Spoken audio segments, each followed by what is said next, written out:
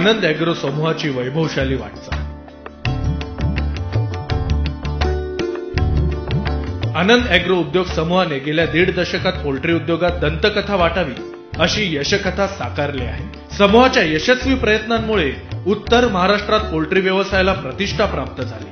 हा चमत्कार एका रात्रीत घडला नाही, त्यामागे अनेक गोष्टी आहेत। समूहाचे उच्च दर्जाचे ब्रीड, उच्च शिक्षित आणि कुशल मनुष्यबळाची उपलब्धता, सरकारी प्रोत्साहन, बँकेचे सहकार्य यांचाही या यशकथेत मोलाचा वाटा आहे। संकटांचे संधीत रूपांतर करणारे कंपनीचे चेअरमन उद्धव आहिरे यांच्या उद्यमशील नेतृत्वामुळे आनंद ॲग्रो समूह आज सन्मानाने उभा राहिला आहे।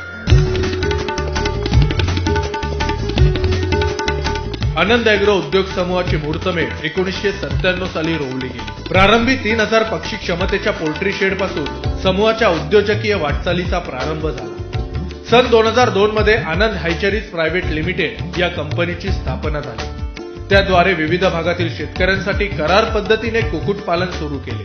आज घडीला करार पद्धतीने कुक्कुटपालनाचा विस्तार होऊन सुमारे 850 सहयोगी शेतकरी कंपनीशी जोडले गेले असून ते यशस्वीपणे व्यवसाय करीत आहेत। नाशिकसह ठाणे, पालघर, धुळे, अहमदनगर, नंदुरबार, औरंगाबाद या जिल्ह्यात कंपनीच्या कार्यक्षेत्राचा विस्तार झालाय। प्रत्यक्ष आणि अप्रत्यक्षपणे 4000 व्यक्तींना रोजगार उपलब्ध झालेला आहे। करार पद्धतीतून व्यवसाय वृद्धी सुरू असताना स्वतःचा ब्रीडिंग फार्म असावा या उद्देशाने सन 2005 साली दह्याने येथे ब्रीडर फार्म सुरू केला गेला। आज मितीस दह्यानेसह हिंगळवाडी, एकलहरे, ढेकाळे या ठिकाणी जवळपास 1,25,000 ब्रीडर्स असून रोज त्यापासून 60,000 अंडी उत्पादित होतील इतक्या क्षमतेचा ब्रीडिंग उद्योगाचा विस्तार झालाय। ब्रीडिंग फार्म साठी लागणारे पॅरेंट पक्षी हे आशिया खंडातील सर्वात मोठा पोल्ट्री समूह म्हणजेच व्यंकटेश्वरा हायचरीज कडून खरेदी केले जातात। उत्कृष्ट उत्पादन क्षमता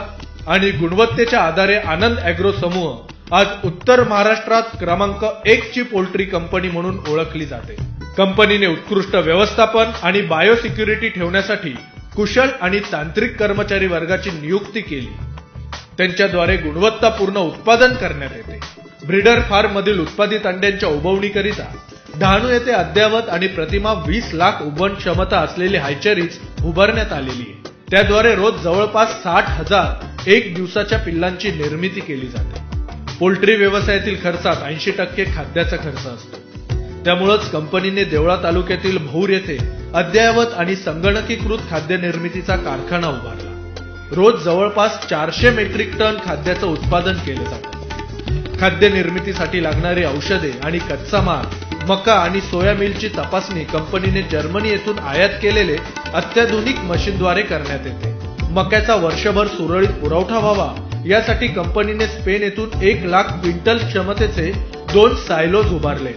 याशिवाय अद्ययावत गोडाऊन देखील उपलब्ध आहे। पोल्ट्री खाद्यासाठी थेट मका खरेदीचा उपक्रमही कंपनी राबवते। त्यामुळे शेतकऱ्याच्या मालास बाजाराच्या तुलनेत चांगला दर मिळतो। कंपनीचे प्रशासकीय कार्यालय नाशिक येथे आहे। कुशल कर्मचारी वर्ग, अद्ययावत संगणकीकृत व्यवस्थेद्वारे येथूनच कामकाज पाहिले जाते। प्रत्येक कामात परिपूर्णता आणि सतत नवीन संकल्पनांची अंमलबजावणी यामुळे आनंद ॲग्रो समूह प्रगती पथावर आहे। सामाजिक बांधिलकी जपणारी कंपनी म्हणून आनंद ॲग्रोची ओळख आहे।